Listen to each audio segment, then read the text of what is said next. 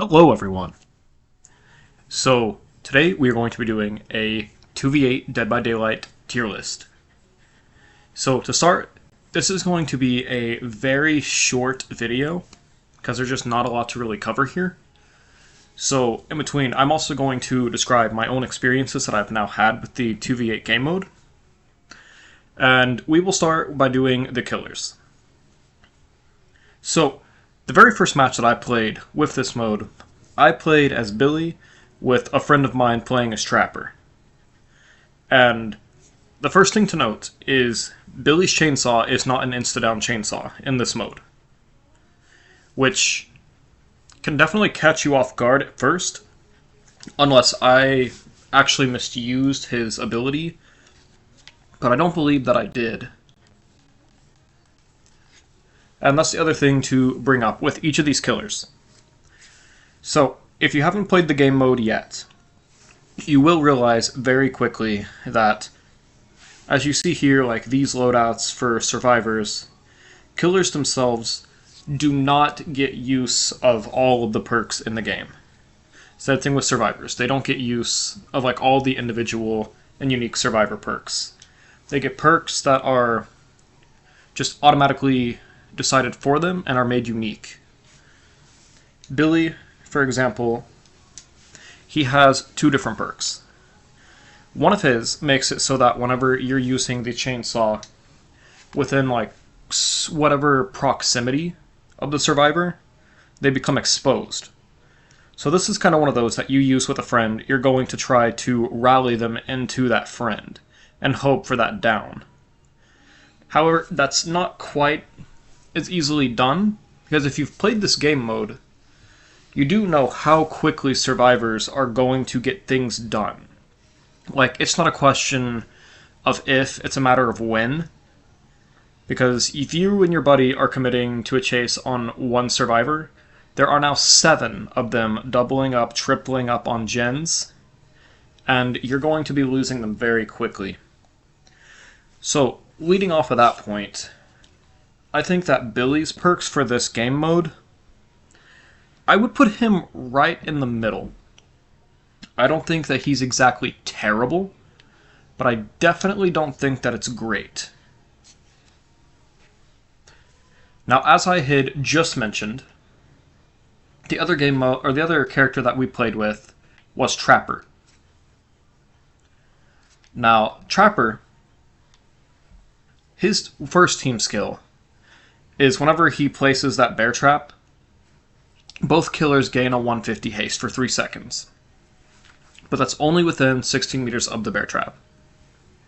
So, like, the way you're going to try to do this is going to be you're going to have to be following that other killer, or that killer is going to have to be just following you, trying to zone you, or zone them into your traps, which can be very hard to do. Once again, Trapper in this game mode, he's one of those where you have to try and set up, but setting up is almost a detriment. From what I've gathered, you have to almost be constantly be going in motion in this mode. Stopping for mind games and stuff like that really fuck you up.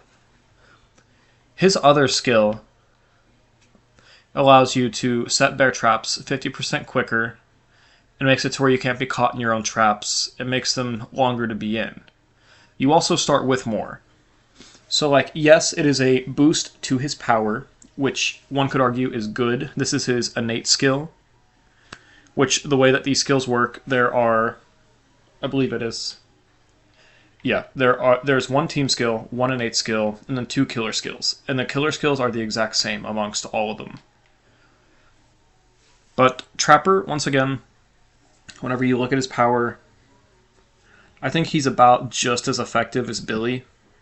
There just doesn't seem to be much to it. There's not a lot of incentive to really play Billy here, or to play Trapper.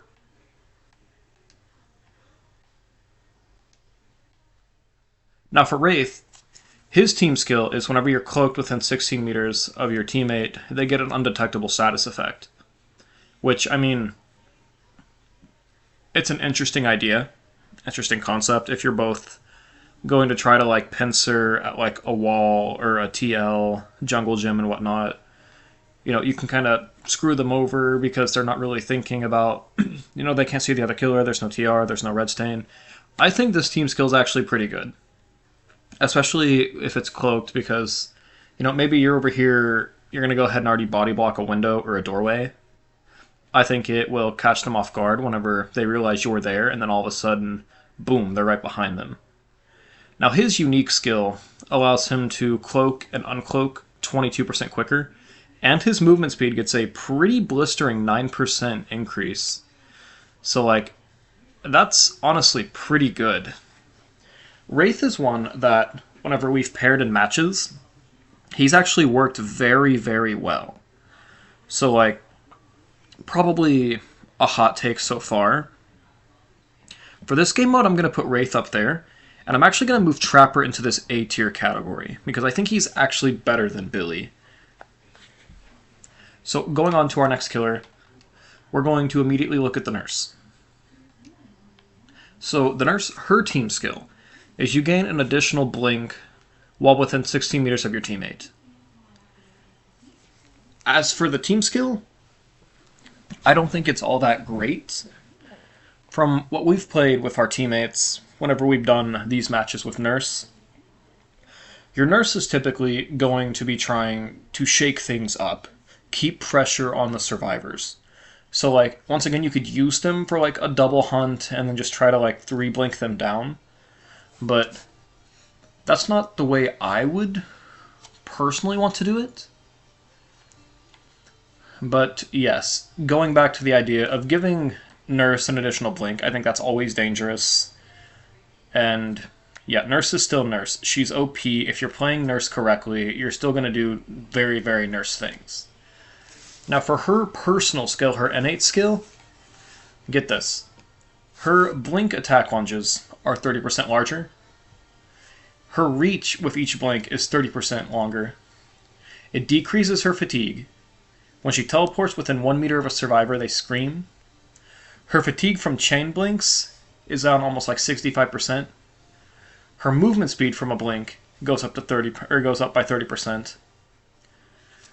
Window blocks go up by 0.2 seconds, and missing an attack gets decreased by 0.5 seconds.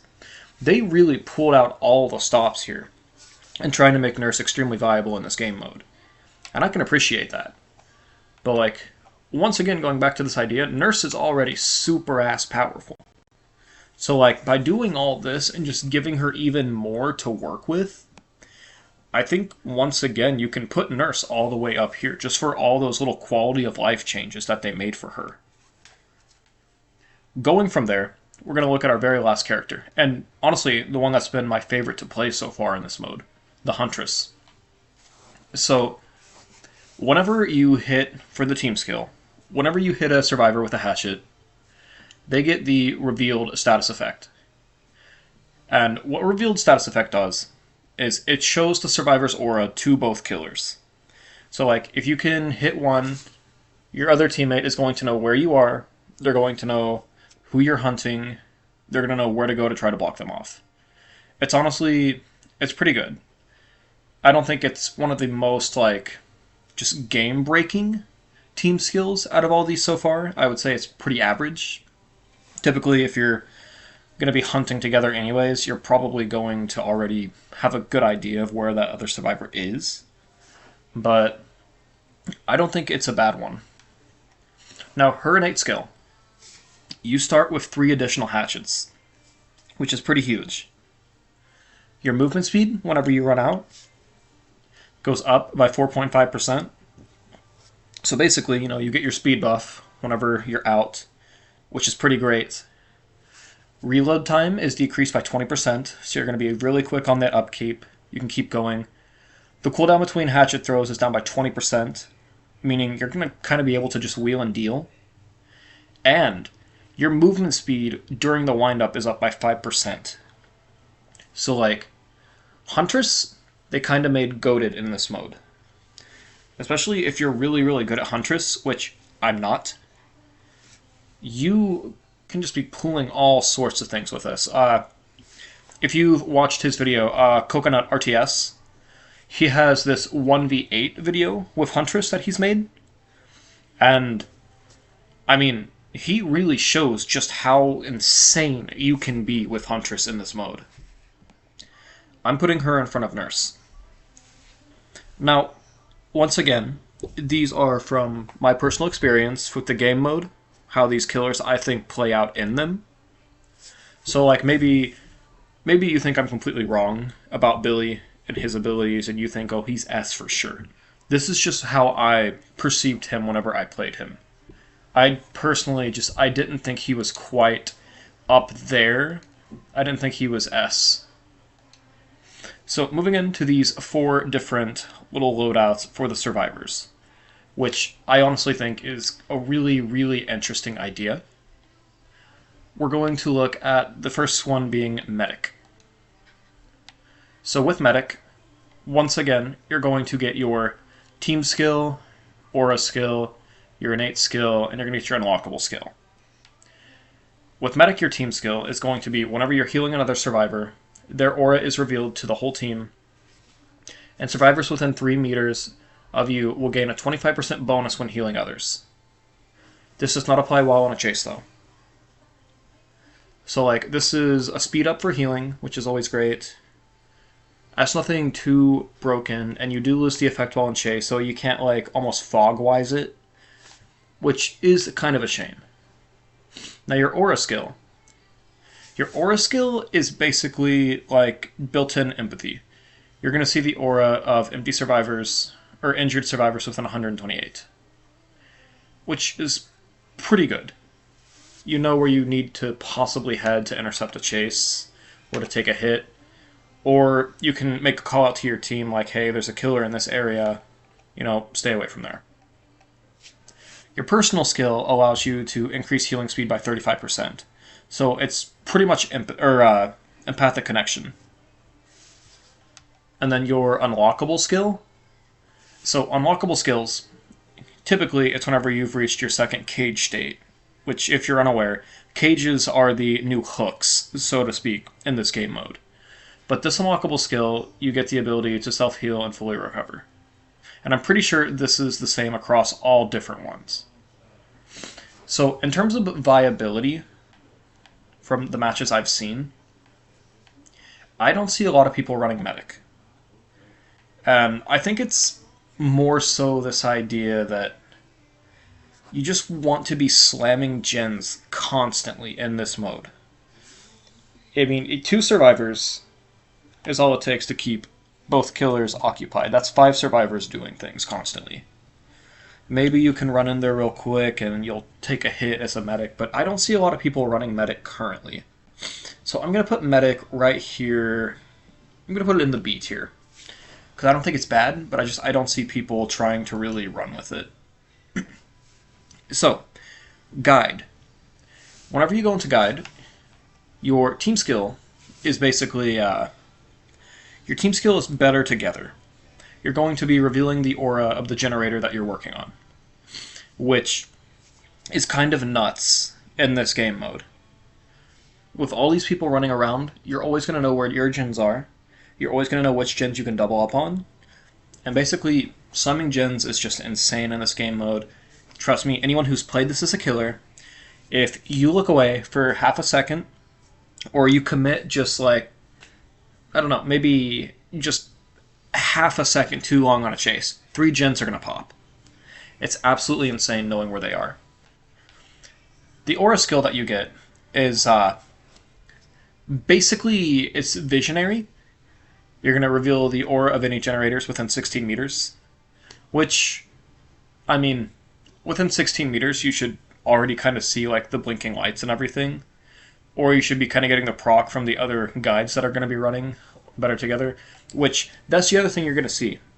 Usually 4 out of the 8 survivors are going to be guides. They're going to be everywhere, so you're always going to know where you need to be.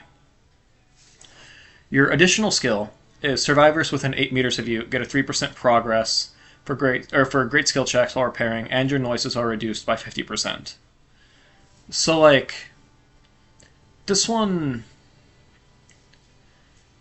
basically combines hyper focus and technician together, which it's not bad. Great skill checks. I mean, if you're hitting those, you're going to be hitting those. The reduced noise is pretty good too for this game mode, but also it's not the best. I don't think this is personally a good personal skill for the guide class, but it is what it is. And then, of course, once again, they have the unlockable skill.